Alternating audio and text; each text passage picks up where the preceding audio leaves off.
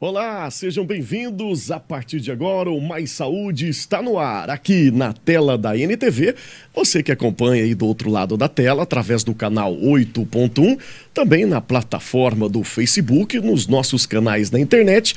Sejam todos muito bem-vindos. Está no ar o Mais Saúde de hoje, pra lá de especial. E aqui você já conhece o nosso tema, o nosso lema e o nosso bordão. A partir de agora, o consultório está aberto. Participe com a gente através do WhatsApp que vai aparecer daqui a pouquinho aí na sua tela. Muito bem, já está na tela aí o 999 47 45 15. Mande a sua pergunta, porque aqui a consulta é grátis. E a gente vai tratar de dois temas muito importantes no programa de hoje. A gente recebe pela primeira vez, ela já está aqui no estúdio com a gente, a doutora Maíra França, que é mestre em estomatologia, também especialista em odontopediatria, especialista em radiologia odontológica, docente há 14 anos na FPM e tem habilitação em laser terapia pelo Hospital Israelita Albert Einstein. A gente vai falar sobre herpes, vamos falar sobre a saúde da boca, estomatite, a boca seca e muito mais. Na segunda parte do nosso programa, a gente bate um papo também com a enfermeira e socorrista Lara Cristina. E a gente vai ficar atento para os primeiros socorros em casos de afogamento e também queimadura. Você não pode perder o programa de hoje. Participa aí com a gente. Então estamos de volta com ela, que é mestre em estomatologia, a doutora Maíra França. Prazer recebê-la aqui no Mais Saúde. Fique à vontade, seja bem-vinda. Boa noite, David. Boa noite a todos que estão assistindo em casa, a NTV, o programa Mais Saúde. E para mim é uma honra estar aqui hoje, falar um pouquinho mais dessa especialidade que ainda é pouco conhecida a tantas pessoas ainda, né, que é a estomatologia. É isso, mas é uma especialidade, né, doutora? A gente um pouco desconhecida, como a doutora falou, mas que está super em alta. Muito. Então explica para o pessoal de casa. Mais uma vez eu vou apresentar e ter a honra de apresentar o seu currículo, porque aqui no Mais Saúde a gente sempre traz os melhores profissionais, os melhores especialistas, e a doutora Maíra França, é a primeira vez dela aqui no programa. Ela é mestre em estomatologia, especialista em odontopediatria, também especialista em radiologia odontológica, é docente há 14 anos na FPM, a Faculdade Patos de Minas, e tem habilitação em laser terapia pelo Hospital Israelita Albert Einstein. Então é isso. Estomatologia. Parece, né, uma palavra um pouco não tão popular, mas conta pra gente que área é essa, que especialidade que é essa. A dificuldade já começa um pouco pelo nome, né, David? E eu sempre brinco com meus pacientes que estomatô é com ter de tatu e não estômago, né? Porque eles relacionam a palavra. Então, a estomatologia, porque estômato é uma palavra grega que significa boca, né? A especialidade da odontologia, onde a gente faz diagnóstico e tratamento das lesões orais. Pode ser uma ferida, pode ser uma lesão que não é ferida, pode ser uma lesão, uma alteração de fluxo salivar. São variadas as lesões, de etiologia variadas, de várias causas. São várias doenças também, como a gente anunciou aqui no início do programa, e eu tenho uma curiosidade, até porque eu tenho, o pessoal de casa também se identificar, fique à vontade para você mandar aí a sua mensagem através desse WhatsApp, que eu tenho certeza que a doutora aqui vai responder, que é o tal do herpes. Isso. Daqui a pouquinho a gente vai falar do herpes, gente. Mitos e verdades, e se o pessoal de casa tiver alguma dúvida, pode mandar aí pra gente, tá bom? Bom, a boca seca, você disse da boca seca, é estudado pela estomatologia. Isso, é também. Mas antes, né, eu só queria focar um pouquinho, que o meu propósito hoje aqui também, David, é a gente mostrar, né, um pouquinho dessas lesões bucais de forma geral, da dificuldade do diagnóstico, porque a maioria dos pacientes que me procuram, que chegam a mim, são pacientes que já procuraram outros profissionais e que tiveram frustração no tratamento, né? E a minha maior demanda de pacientes realmente são pacientes de boca seca, né, que tem variadas causas. Dentre essas causas, principalmente pós-pandemia, que potencializou muito esses casos de boca seca. Esses pacientes, eles têm um desconforto oral muito grande, altera a deglutição, dificuldade do sono, porque levanta toda hora, afeta o sono, porque tem que levantar toda hora para beber água, né? Um exemplo simples, uma queixa simples desses pacientes de boca seca. Isso que a gente está falando já é boca seca, viu, pessoal? A gente já está falando um pouquinho sobre boca seca, daqui a pouquinho a gente vai falar de herpes, estomatite e muito mais. Mas voltando nesse viés da boca seca, o nome já fala tudo, né? Acredito que a grande característica, o diagnóstico é a boca seca mesmo. Isso, tem um nome, né? O diagnóstico é xerostomia, o diagnóstico correto, mas a gente fala boca seca para todo mundo entender a relação, e os pacientes queixam isso, né? A queixa do paciente é uma sensação, às vezes, associada, além da boca seca, com uma ardência bucal, uma alteração, uma dificuldade na mastigação. Inclusive, pode ter até alteração de paladar também, dependendo da gravidade. Sobre isso. Pode ter alteração. Mudança no paladar. Pode ter mudança no paladar, porque a gente tem alterações nas estruturas anatômicas da língua que pode trazer essa alteração de paladar. E daqui a pouquinho a gente vai colocar algumas imagens, a produção está preparando lá pra gente, daqui a pouquinho a gente vai colocar algumas imagens aí para o pessoal de casa poder identificar um pouquinho mais. E se tratando da boca seca, dói? Tem dor? A pessoa que tem a boca seca, ela sente dor? Pode estar associada à dor, mas a principal queixa seria o desconforto oral no sentido de secura da boca mesmo.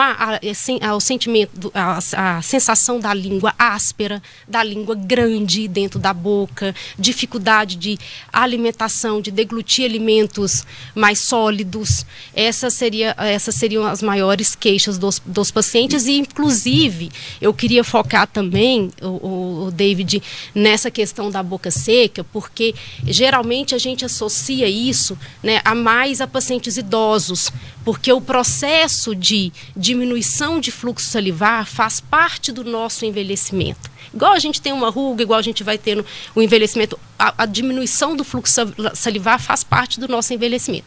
Só que a gente não pode deixar isso se tornar patológico, né? Sim. Então, tem várias causas da boca seca. Então, principalmente... Pode citando algumas aí, doutor, fica à vontade. O processo do envelhecimento, algumas medicações, que é o mais comum que a gente atende.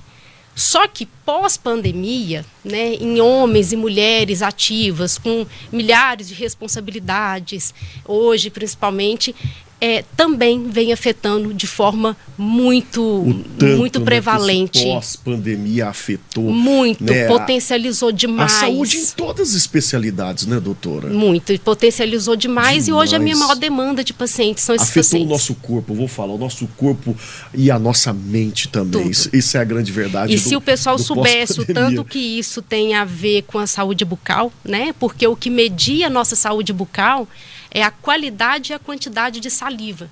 Então, eu quero deixar isso muito claro, e eu sempre falo isso para os meus alunos, para os meus pacientes. Se a gente tivesse uma noção, né, da importância que seria manter a nossa qualidade e quantidade de saliva na boca, que vai fazer a manutenção da saúde oral nossa, principalmente mantendo um pH ideal, né, a população teria 50% dos problemas resolvidos, vamos falar assim.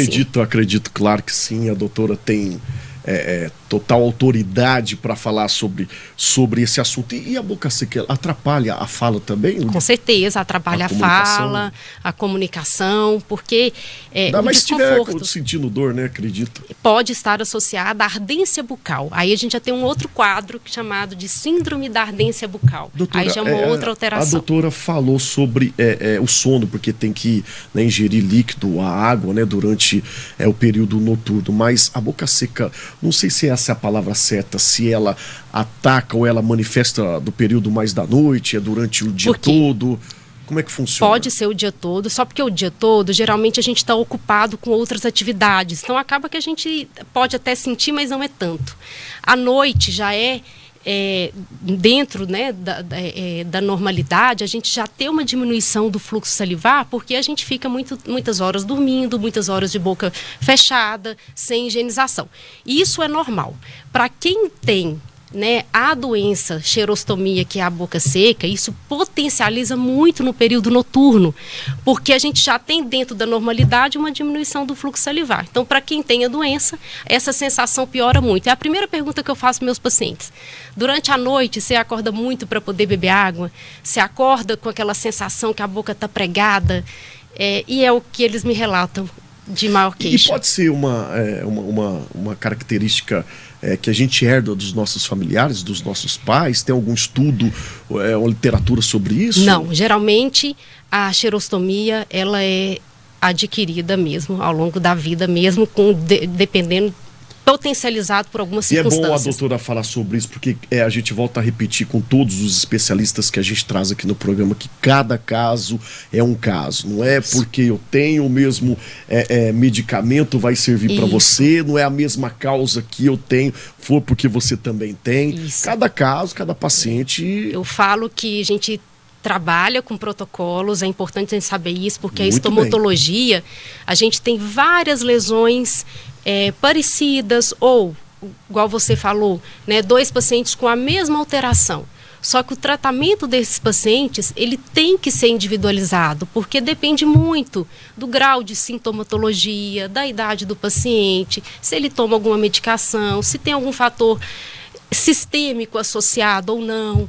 Então o tratamento, e eu faço questão como estomatologista de focar nisso, né, que o tratamento ele é individualizado sim para qualquer lesão de boca. E é isso, gente, procure sempre um profissional. A gente bate na tecla aqui todos os programas, nada de Google médico, viu? Não. De ir lá no Google procurar saber, eu acho que eu tenho, né, a boca seca e vou pesquisar nada disso. Não, principalmente nessa área da estomatologia, né? Quero focar nisso, é importante procurar o especialista mesmo nessa área, porque a qualidade do tratamento e o diferencial do tratamento está Mas existe tratamento? Existe. Essa é a boa graças notícia, a Deus. Existe essa tratamento. É a boa notícia. E como é que é esse tratamento? É individualizado, sabe? Tem que ser a gente tem que fazer a avaliação clínica, a anamnese do paciente, o histórico clínico do paciente conta muito para a gente definir o tratamento, muito David, bem. né? Se então, tiver formas de prevenção, daqui a pouquinho a doutora... A gente tem formas de prevenção, mas o tratamento vamos colocar no ar, eu vou pedir para a produção colocar no ar, porque a gente vai falar de herpes também, e a gente tem algumas fotos que vão falar da boca seca, a gente tem algumas fotos que a doutora mandou aí para a gente também, que tem herpes, né, que a gente vai abordar aqui também, estomatite e outros, mas eu acho que as primeiras imagens são da boca seca. Produção, se já tiver imagens aí no ponto, já pode estar colocando aí pra gente, pro pessoal de casa e reconhecendo também, né? E quem sabe, e procurar sempre o especialista. No caso da doutora Maíra, aí ó, a gente já tem algumas imagens na tela. Isso, essa é uma linguinha que a gente fala, né? Tá eritematosa, avermelhada, né? Tem alteração de papilas ali, uma paciente com muita sintomatologia e dificuldade de deglutição, de fala. Essa já é uma estomatite oral em criança, né? Estomatite oral em criança também, os pais é muito doloroso, muito desconfortável, dói muito. Essa é uma estomatite oral. Essa é uma aplicação que a gente ainda vai falar um pouquinho, que eu faço questão de falar, que é muito importante. Um paciente com uma alteração, um paciente oncológico, que também faz parte do tema, uma aplicação de laser nesse paciente com uma lesão oral. Esse aí, ele tinha o que a gente chama de mucosite oral, que é uma doença específica do tratamento oncológico. Mais uma imagem Essa na também tela. É da estomatite, a mesma pacientezinha da estomatite oral, mostrando que a estomatite ela é generalizada, pegando a linguinha, a gengiva, o lábio. Essa pacientezinha chegou sem conseguir falar. Aí, esse é um herpes. O herpes. Tem a outra imagem do herpes? Depois dessa, fazendo favor? Dessa deve aparecer aí, doutora. Teria que ser a outra para comparar com essa, na verdade. Mas esses aí são sinais que já é herpes, né? Para falar. Esse é um antes e depois imediato, com uma aplicação do laser, que nós vamos falar. Olha aí, ó. Essa é a lesão herpética tão comum, né, à população, o herpes labial recorrente que a gente fala. E meu intuito é esse, da gente trazer algumas lesões mais comuns, mais rotineiras dentro do consultório da estomatologia, que a gente trabalha mesmo no consultório, sabe? Porque a maioria desses... É bem vasta essa área, muito vasta, né, é muito ampla. A gente teria que voltar aqui várias vezes para a gente falar de várias lesões. Certeza. O intuito hoje é mostrar as algumas principais alterações que a gente tem dentro da estomatologia, comuns à população, né? E que às vezes o paciente fica perdido, onde procurar, quem procurar, como tratar. Doutor, e eu sou um desses casos. Eu já dei meu testemunho à doutora aqui, ela esteve ontem no meu programa, na nossa FM, e eu tenho herpes. E daqui a pouquinho a gente vai falar mais sobre herpes. Beleza. Vamos para o nosso intervalo então, rapidinho? Beleza, vamos lá, obrigada. Você aí de casa, não sai daí porque a gente vai gerar o nosso intervalo bem rapidinho. Daqui a pouquinho a gente volta com mais saúde aqui na telinha da NTV.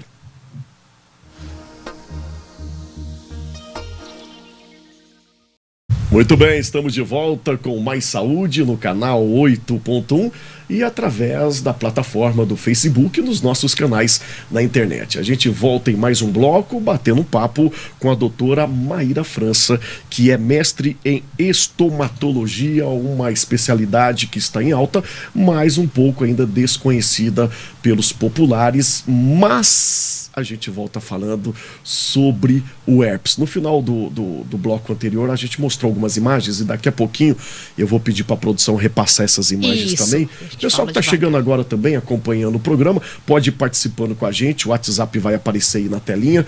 Daqui a pouquinho também a doutora Maíra vai deixar aqui o contato para você procurar ela através das redes sociais, onde ela atende tudo certinho. Mas voltando a falar do herpes, eu tenho tanto interesse, né, falar do herpes. Qual que é a causa? Existe uma causa do tal do herpes ou são várias causas? Não, o herpes, assim, a gente tem, o herpes, ele é viral, causa viral. A gente tem várias famílias do herpes com variados tipos de manifestações. Mas o mais comum é esse herpes que a gente chama de herpes labial recorrente, David, que a primeira manifestação dele que passou na imagem ali é a estomatite oral. Então, por exemplo, para quem tem herpes labial recorrente... No meu caso... Quando você era criança, já teve a estomatite. É mais ou menos assim. Então, a estomatite oral é a primeira manifestação do herpes que você tem hoje. Então, entendeu? É um currículo, já está no currículo essa manifestação. A doença, ela tem um tempo de vida, né? Só que alguns vírus não morrem. Alguns vírus, eles alojam em alguns nervos específicos da face e ficam para o resto da vida. E não se explica por que em algumas pessoas depois manifesta o herpes labial recorrente e outras não. Então, para quem tem o herpes labial recorrente, igual você no seu lábio, então você já teve previamente, quando criança, a estomatite oral. E realmente é uma das lesões que eu mais gosto de tratar, que eu mais gosto de falar com o paciente. Mas o paciente não gosta muito. Não gosta, justamente por isso. E dói muito, é desconfortável, você perde qualidade de vida, o paciente não quer sair. Doutor, e como paciente aqui também, eu vou te falar, parece que é sempre no mesmo local. Geralmente próximo, sim, o próximo, muito próximo. Né? Por que isso? É porque onde ele o nervo que ele percorre. Então, o nervo ele tem um trajeto específico. Então, ele manifesta naquele local onde o nervo finaliza o seu trajeto. Então, o que acontece? Quando, né, como estomatologista, eu falei assim, eu preciso fazer um curso de laser terapia, porque o laser... Né, é uma das alternativas. Para o herpes maravilhoso. A mais eficaz, pode-se dizer. Para o herpes, sim, no sentido de rapidez do tratamento, do processo de cicatrização ser mais rápido, né? Que é esse aparelhinho aqui. A doutora trouxe um aparelho aqui também. Qual que é esse aparelho? Apresenta esse aparelho é um aparelhinho, né? Que tem uma marca... Aqui, que o nosso cinegrafista aqui, olha... A gente tem várias marcas no mercado, dentre elas 2 marcas mais eficazes em relação ao tratamento de lesões de boca, né? Então, como... O Albert Einstein é referência nacional, né, com o curso é referência nacional. Eu fiz o curso justamente porque a maioria, eu trato de lesões de boca, como não usar o laser?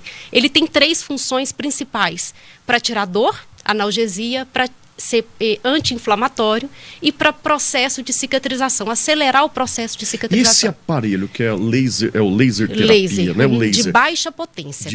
Era isso que eu ia te perguntar, doutora. Ele tem dor? O paciente sente alguma dor? Ele não dor, que é uma acontece? luzinha e é isso que é vamos falar entre aspas, o perigoso, porque o acesso a esse aparelhinho hoje é fácil, David. Né?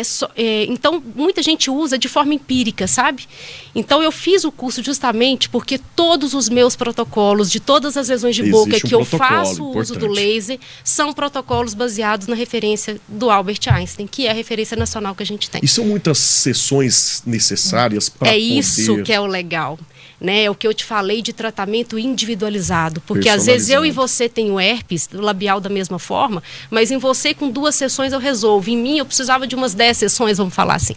Então depende muito da gravidade da doença, cada caso. Mas o mais legal do tratamento do laser no herpes é que a gente consegue passar da fase ativa da doença para a fase de cicatrização em 1, 2 sessões de forma rápida, né? E o medicamento do herpes, não estou falando que não tem eficácia, que são os antivirais, você deve usar, passar, né? Alguns remedinhos conhecidos. Se a gente não acertar o tempo do vírus de forma exata, a gente não consegue uma eficácia do medicamento. Doutora, eu ia te perguntar realmente isso.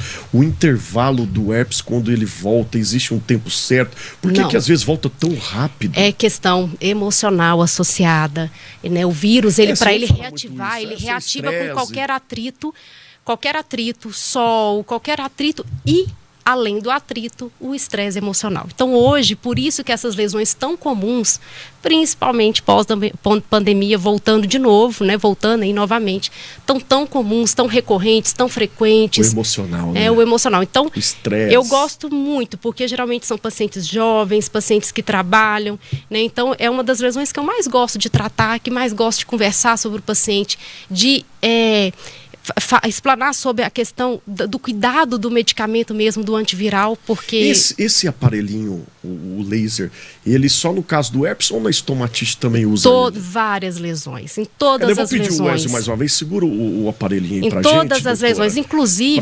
Pro pessoal de casa, olha pra você ver que maravilha. Ainda bem que é mais uma alternativa. Eu não vou ligar ele, porque é uma luzinha que não dói, né? A gente trabalha com a radiação vermelha, infravermelha, então eu não vou ligar porque a gente liga só em cima da lesão mesmo, por conta, né, a gente tem toda a proteção, tem que colocar o óculos, toda a proteção mesmo, né? Muito bem. Em estomatite oral, que você perguntou, é uma das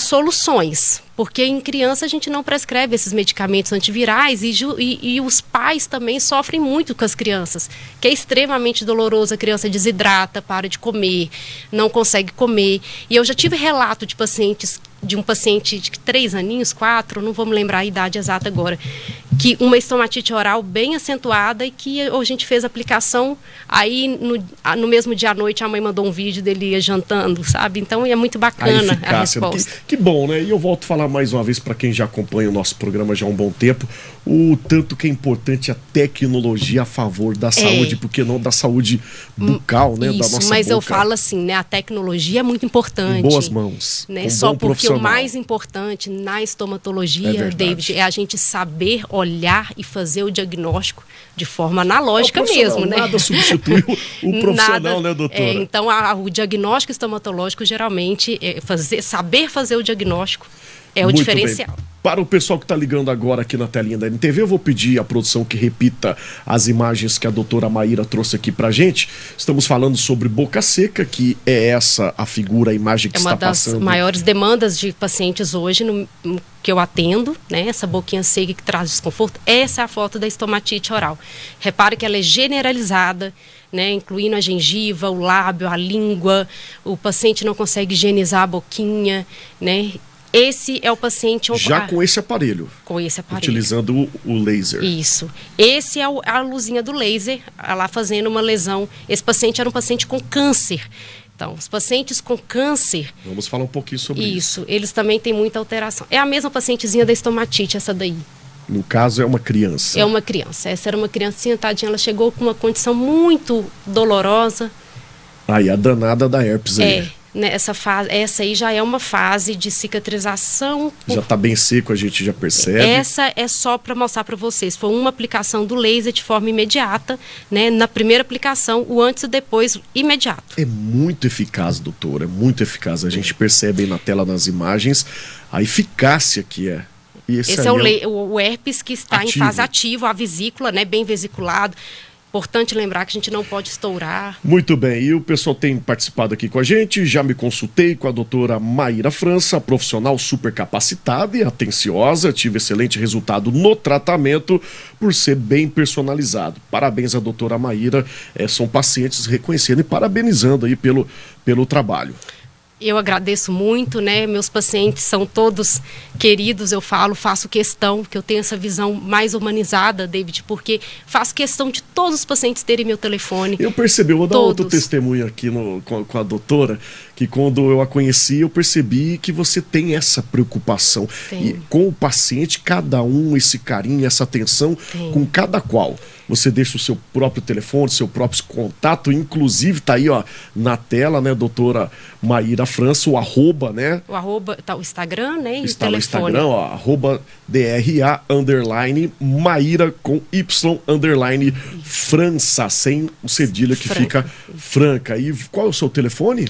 34 99677 6409. Vamos lá, devagarzinho para o pessoal de casa anotar também. Depois, quiser te mandar alguma pergunta fora do programa, eu tenho certeza que a doutora vai te auxiliar, vai te responder também. É o 34 99677 6409. 6409, porque quando se trata de herpes, eu vou te contar. Não só herpes, Não né? como paciente, Às tô vezes falando como paciente principalmente. pode me procurar, né? Os resultados são muito eficazes, o tratamento realmente é individualizado. Os pacientes eu sempre dou meu telefone particular, faço questão que eu gosto do feedback. Eu percebi, esse Eu era o gosto desse testemunho. feedback, É gosto importante. de saber como está, se deu certo, porque nem sempre o plano A que a gente faz para o paciente dá certo. Então a gente já tem que ter um plano B, plano C. Por isso que eu gosto desse acompanhamento, sabe, David? Que bacana, que bom.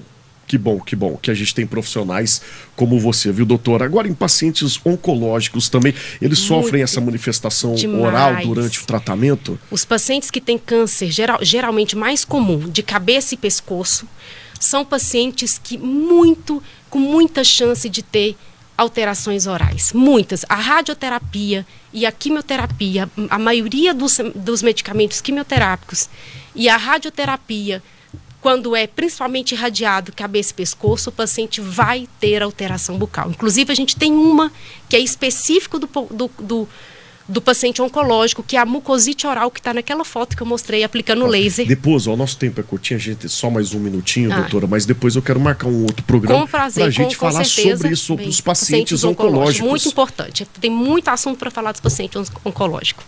E quem mais sofre? Eis a pergunta. Quem mais sofre com essas doenças, né, da boca? Os homens, as mulheres, ou é... Geralmente as mulheres, mas os homens geralmente, David, eles são mais difíceis de ser tratados. Eles não dão muito braço a torcer para procurar. Mas já atendi vários pacientes homens, né, que com lesões, com desconforto oral, com variadas lesões, mas em mulheres é mais comum, né? As doenças autoimunes também, outro tema legal para a gente falar também, né? Eu acredito nas mulheres, até porque com todos que a gente recebe aqui no programa, quando eu faço esse tipo de pergunta, eu falo que são as mulheres que sempre procuram mais. Então, obviamente, elas... muito, né? Pois é um outro assunto, é um vasto assunto E pra gente aonde falar. é que as mulheres, os homens, as crianças, a família que querem cuidar da saúde da boca pode te encontrar? Onde que a doutora Maíra atende? Pode mandar a mensagem no meu telefone. Eu estou atendendo um consultório ali na Major Gotti 433. Pertinho de onde? Major Gotti 433. Odontologia especializada, que chama. Major Gotti 433, no centro ali da cidade. Como é que chama a clínica? Odontologia especializada. Odontologia especializada. Mas eu prefiro que me mande no telefone mesmo particular. Muito bem. Porque eu já fico sabendo o que eu já e no arroba com o também, paciente. gente. Hoje tudo é mais prático, é mais fácil. Doutora DRA _ Maíra, né, com Y _ Franca. Até eu decorei já certinho. Pronto, obrigada. Doutora, que prazer recebê-la aqui no nosso programa. O tempo é curtinho, mas já fica aqui o compromisso e o convite de você voltar em outras oportunidades, que a gente fale também mais sobre essas doenças aí que atrapalham o nosso dia a dia muito, né? O foco é isso, era mostrar e conversar um pouquinho sobre a estomatologia com vocês, né? Quero agradecer, não posso deixar de agradecer. Fique à vontade. Aos meus alunos, afinal são quase 15 anos, então a minha maior demanda de pacientes que são indicados a mim são por eles. Então eu falo que durante esses anos todos a gente se torna a referência para alguém, não tem preço isso, sabe, David? Um segundo agradecimento que eu quero fazer é a minha mãe, que a minha mãe é a minha inspiração na profissão. Que bom. Então mando um beijo para ela e a Deus, que continue me abençoando nos diagnósticos estomatológicos para que eu continue promovendo qualidade de vida para muitos pacientes ainda. Amém.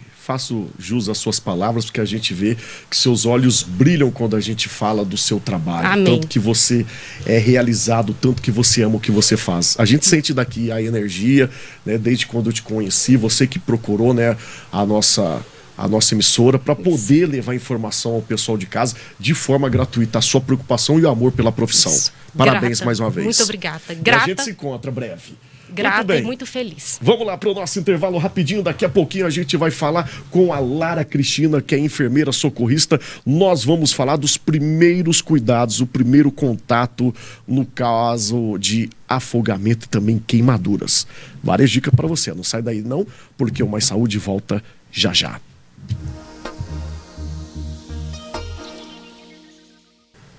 Estamos de volta com Mais Saúde no 8.1 na NTV, sempre ao seu lado, e a gente volta convidando você de casa a participar com a gente aí, ó, no nosso WhatsApp, linha direta para você mandar aí a sua pergunta. Aproveite e tire suas dúvidas, porque na segunda parte do nosso programa a gente recebe ela que está de volta aqui no programa, minha amiga, ela que é socorrista e também enfermeira, Lara Cristina. Prazer revê-la e recebê-la mais uma vez aqui na NTV.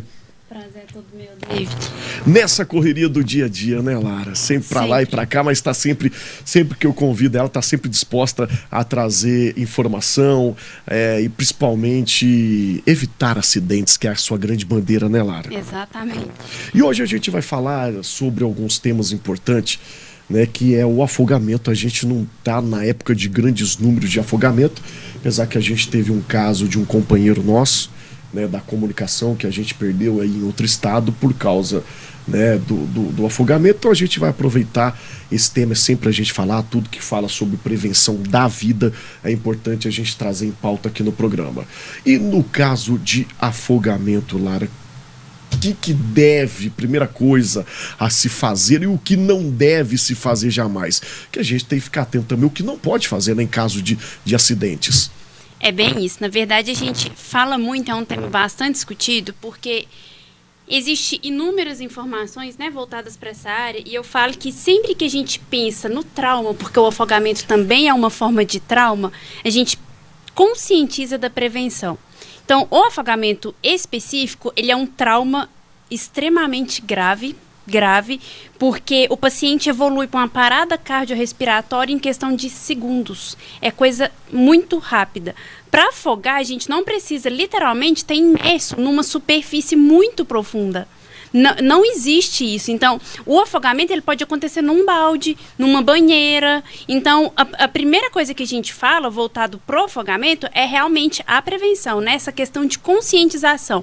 Chamo sempre atenção quando a gente fala em afogamento de criança, porque pode acontecer em qualquer momento. Infelizmente a gente tem números, a gente, né, aqui na NTV, direto a nossa reportagem traz aqui nos nossos telejornais casos, né, como a Lara disse aqui, de crianças que acabam se afogando, né, ou na banheira, ou na piscina, no fundo de casa. Em baldes.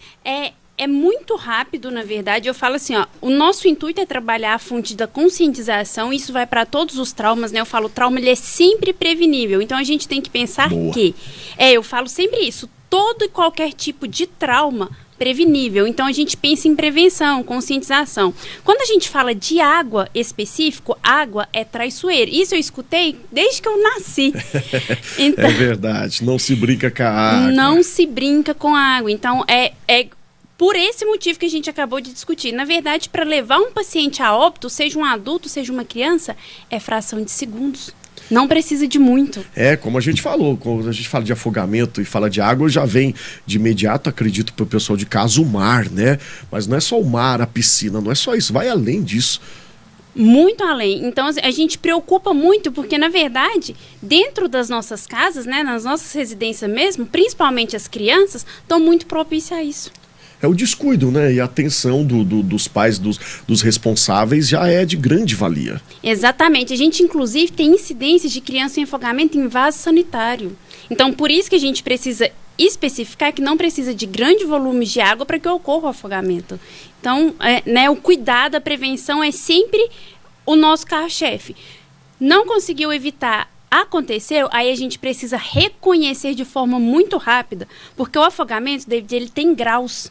A gente tem um afogamento do grau 1 ao grau 6. Então, quanto mais tempo essa pessoa fica submersa, quanto mais quantidade de água ela ingere, mais a chance dela evoluir para algumas complicações. Isso se dá pelos graus de afogamento.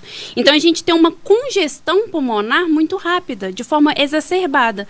Então, o nosso cuidado se dá em reconhecer e acionar o serviço especializado, né, que é o bombeiro, SAMU, qualquer tipo de serviço. Dependendo da situação, necessariamente a gente precisa do apoio do bombeiro por causa do salvamento aquático, né? Não tem como o pessoal do SAMU ou mesmo pessoas terceiras tentar fazer esse socorro. Importante essa sua fala, isso, Lara, porque é uma coisa que eu friso muito, que o pior e mais difícil tipo de atendimento é um paciente em afogamento.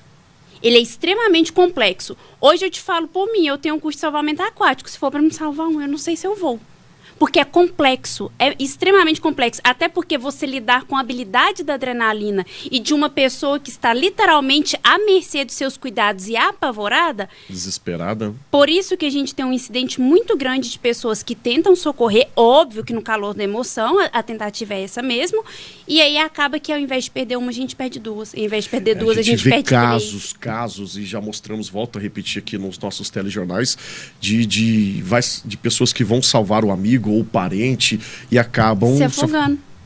E a gente tem então, se a pessoa não tem né, as técnicas corretas, o primeiro caso é o bombeiro. É acionar o serviço especializado, exatamente. Porque assim, a gente corre um risco muito grande também. E a importância do tempo, né? Eu já te entrevistei outras vezes e eu percebo que essa é uma grande preocupação. E essa tecla, você sempre bate nela. Do chamado até a chegada do socorro. Isso, a gente fala assim, ó, quando a gente volta e frisa nos primeiros socorros, quando eu reconheço uma parada cardiorrespiratória, por exemplo, o indicativo é que todas as pessoas, né, leigas, inclusive, iniciem ali os primeiros socorros até a chegada do serviço especializado, sim, com toda certeza. Quando a gente fala no afogamento específico, o risco de ter mais vítimas é muito grande. Então, eu jamais vou falar, né, reconhecer o afogamento, tenta salvar a pessoa. É claro que, se tiver objetos flutuantes, boia, algo do tipo que a gente consegue ofertar e tenta tirar a pessoa. Técnicas, né? Exatamente, técnicas. Para que a gente não precise necessariamente entrar, né, ter acesso à água, aí a gente tenta. Caso isso não seja possível, aí é o salvamento aquático. Então, muito válido mesmo. A minha pergunta, que eu fui perguntar o que fazer, eu também perguntei o que não fazer.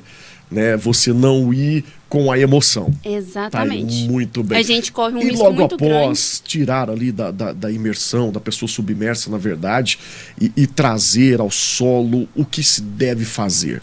Se a pessoa já estiver ali em solo, no caso de afogamento. Uhum.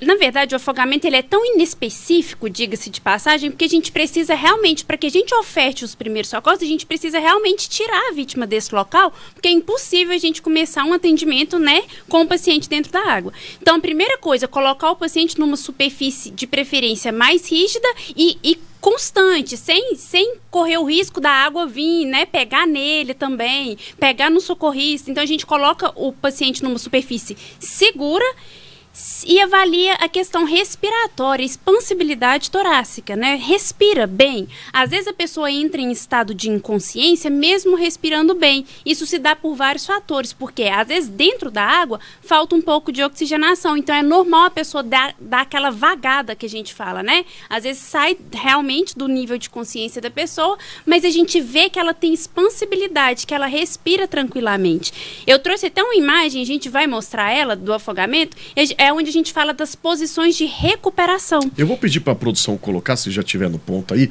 Isso, essa posição, ela é a ideal. O paciente respira. Eu consigo ver que ele tem uma expansibilidade torácica ideal, eu coloco ele numa posição lateral de recuperação, que é essa posição que a gente coloca. Isso para ofertar um conforto.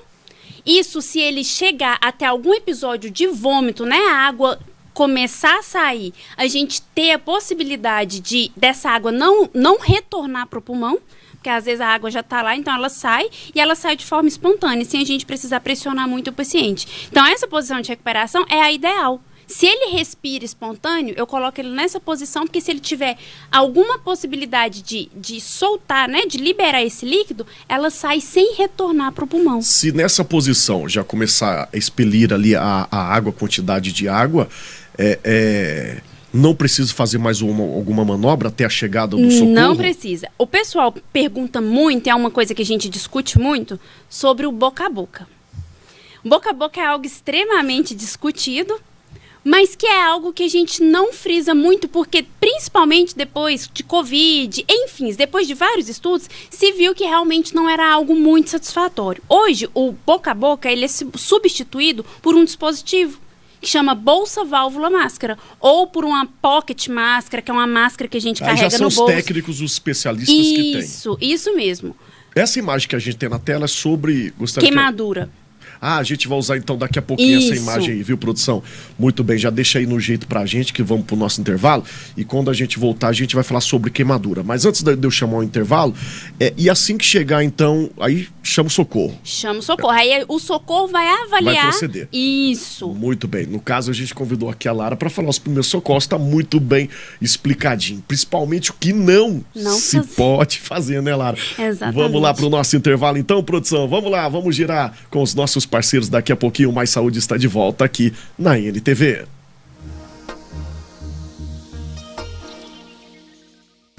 O Mais Saúde está de volta aqui na tela da NTV e a gente volta com o nosso último bloco com a nossa convidada de hoje, que é a Lara Cristina, que é socorrista e enfermeira. Estamos falando com atenção o que pode, principalmente o que não pode nos primeiros socorros em caso de afogamento, e daqui a pouquinho a gente fala de queimaduras também. Falando um pouquinho mais de afogamento, que é o assunto principalmente aqui na nossa cidade no momento, não pode, então, ter a autoconfiança, né? Estávamos conversando aqui nos bastidores em off que acontece da pessoa confiar demais e tentar salvar alguém. A gente teve também, não só caso de afogamento, a Lara bem lembrou também, numa fazenda aqui próxima, né?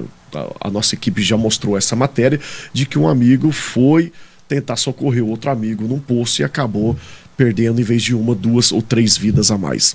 É por aí. É por aí. E a gente fala assim, ó, quando a gente fala no afogamento, o primeiro ponto a gente discutiu, que a gente trabalha com prevenções, né? Realmente, a gente não deve entrar em lugar que a gente não conhece. Por mais que a gente fale assim, eu falo que aquela história que eu falo em todos os programas, depois que falaram que só se vive uma vez, a pessoa acha que tem que viver tudo, né? Tem que conhecer tudo, e não é assim que as coisas funcionam. Tem, com segurança, com cautela, até porque a gente não expõe só a nossa vida, a gente expõe a vida de terceiros, né? E é o que eu falo sempre do trauma. Todo e qualquer tipo de trauma, ele é prevenível. Vai das suas condutas, né? Eu falo que a gente conseguiria viver bem, viver adequado, sem certos tipos de trauma. É só evitar. É isso. Vamos lá, a Lara também trouxe aqui pra gente alguns números. Que números você tem aí pra gente? Preocupante, diga-se de passagem. Quando a gente fala em afogamento no Brasil, a gente tem em média de 500 mil mortes por ano notificadas. No nosso país. No nosso país. Estou falando de mortes notificadas. Então, se a gente leva ao pé da letra, a gente tem uma média de 15 a 16 mortes por dia. Notificadas, registradas, viu, gente? Isso. Fora as pessoas que se afogam e não acham, né? E, na verdade, a morte foi por afogamento. Exatamente. A gente não tem nem notificação desses números. Repete esse número. 500 mil óbitos por ano no Brasil. Em torno de 15 a 16 mortes por dia. Por dia. Isso é extremamente preocupante. Extremamente preocupante. Isso entre crianças, bebês e adultos, qual que é a grande... Você tem esses números aí? Tem. A gente chama atenção para uma série de fatores. O primeiro, que foi o que a gente falou, de crianças, né? Que a gente tem uma faixa etária muito grande de crianças com menores de 8 anos e adultos jovens, né? Adolescentes e adultos jovens de 15 a 30 anos, que são as maiores incidências. E é claro que não poderia fugir da estatística, que é a prevalência em homens. Resumindo, foi o que a gente falou, né? A prevenção acima de tudo. Tem algum outro número que você queira falar? Com certeza. Mas são esses aí os principais. Basicamente é isso. Bom, eu vou pedir para a produção colocar aquelas imagens mais uma vez na tela, se puder já passar pro caso de... Isso, muito bem. São queimaduras, né, Lara, que você estava falando. O que você fala sobre essa imagem? Queimaduras é outro assunto que a gente chama bastante atenção também, porque eu ressalvo o que a gente acabou de falar. Certas situações a gente previne, né? A gente precisa ter um pouquinho mais de malícia e entender que, eu falo que com água e com fogo ninguém brinca, né? Então a gente precisa ter um pouquinho de cautela. Nessas imagens aí, David, eu trago que é a regra dos 9, que na verdade a regra dos 9 é porque a gente tem um corpo humano, né, dividido em 9 fragmentos, que a gente fala assim, ó, que é a porcentagem de queimadura. Quanto maior a queimadura, maior a chance de complicação.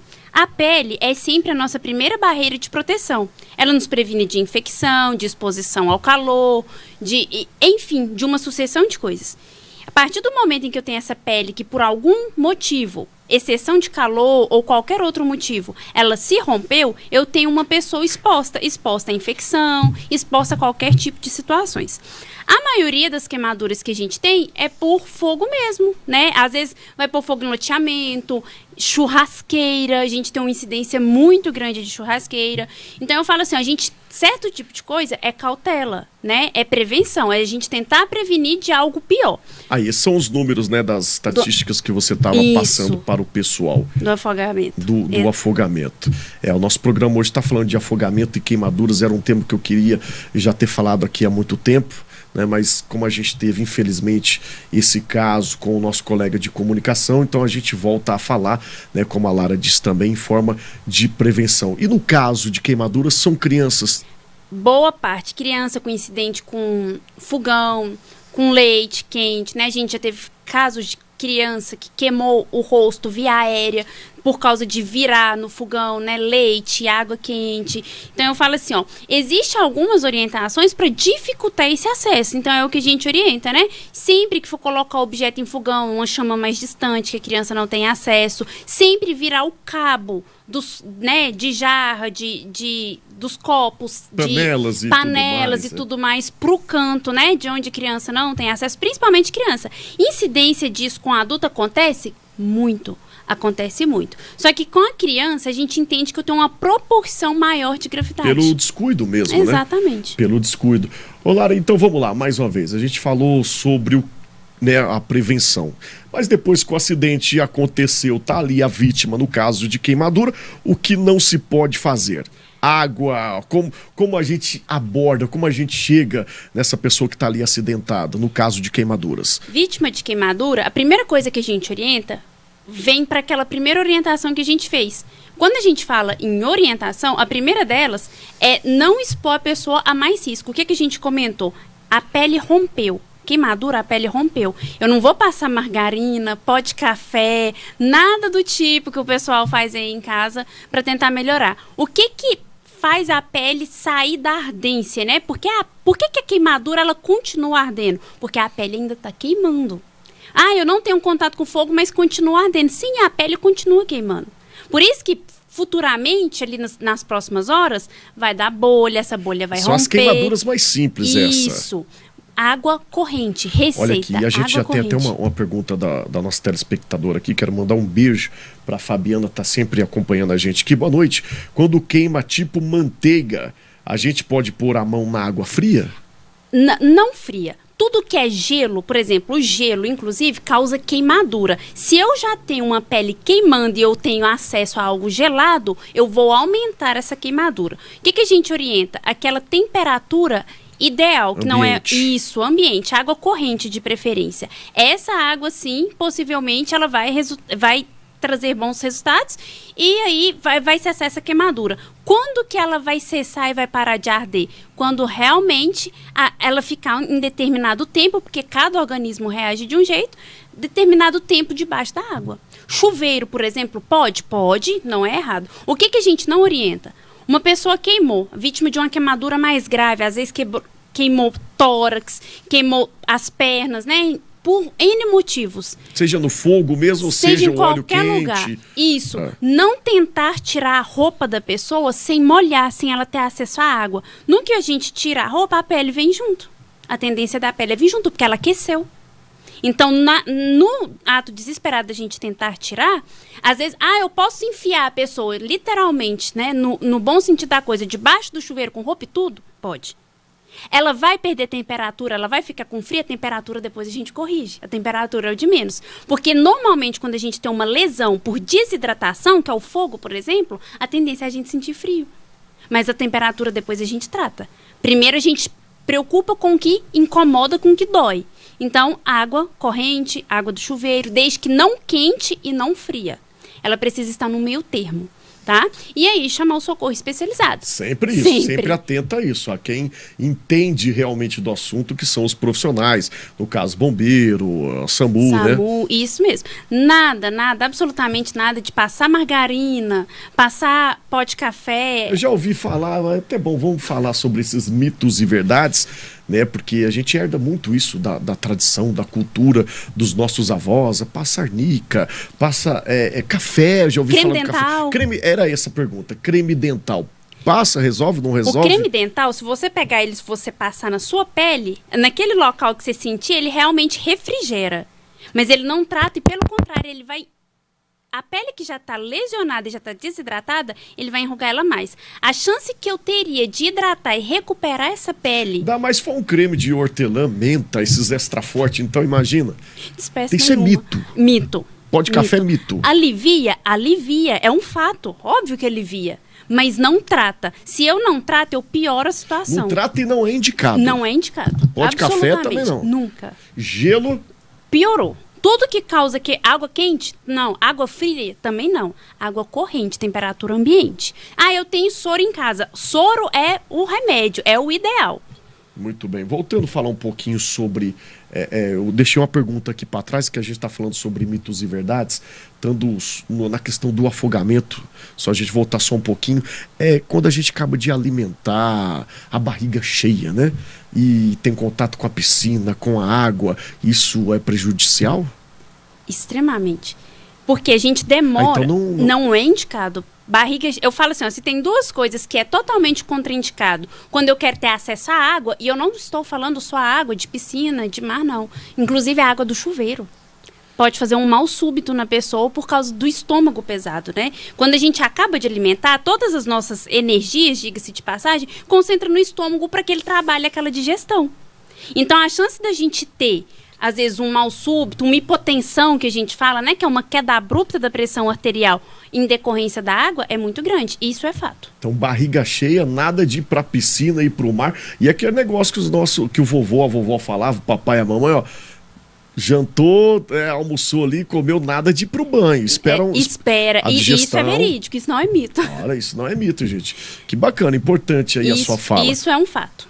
Muito bem. Então, no caso de queimadura, seja por causa de fogo, óleo ou algo quente, água corrente. Água, isso. A água é o melhor remédio. É claro que a gente não joga a água literalmente diretamente no fogo. Por exemplo, se eu tenho uma panela, a panela pegou fogo, eu não jogo a água teoricamente na panela, porque a tendência do fogo é voltar contra a gente. Então, a gente precisa, às vezes, ter um pouquinho mais de malícia.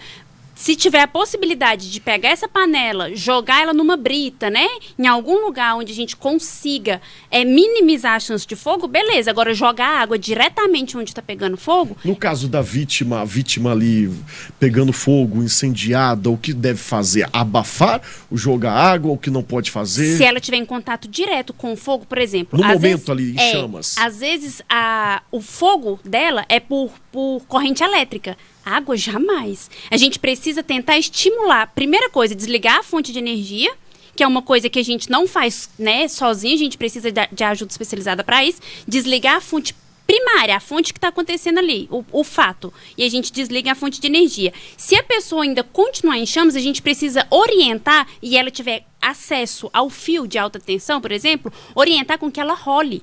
Né, no asfalto, na terra, onde ela estiver, ela não precisa levantar, mas ela precisa rolar para ela tentar automaticamente abaixar o fogo. Abafar. Isso, a gente não joga água aí diretamente. Para mim levar uma pessoa, né, para dentro para debaixo de um chuveiro, para que ela receba água ou para que a gente jogue água nela, né, que seja de forma tranquila, eu preciso que ela não esteja acesso ao fogo. Muito bem. E assim que você tiver aí feito os primeiros socorros, chame sempre a SAMU, o bombeiro. Um bom profissional. Lara, produção, tá tudo certo aí com o NTV News já pra gente chamar? Tudo certinho, produção? E, Lara, como que faz pra gente te encontrar nas redes sociais, seu telefone, sua arroba? Fique à vontade. Então, eu tô no Instagram, eu sempre tiro muitas dúvidas, eu abro caixinhas, deixo lá aberto, né? Às vezes eu esclareço muitas coisas referente a isso. Meu Instagram é enfermeira Lara Cristina. Meu telefone, né? Pode entrar em contato comigo, é 34 99976 7769 e a gente está aí à disposição sempre. Na internet é mais fácil de encontrar, arroba?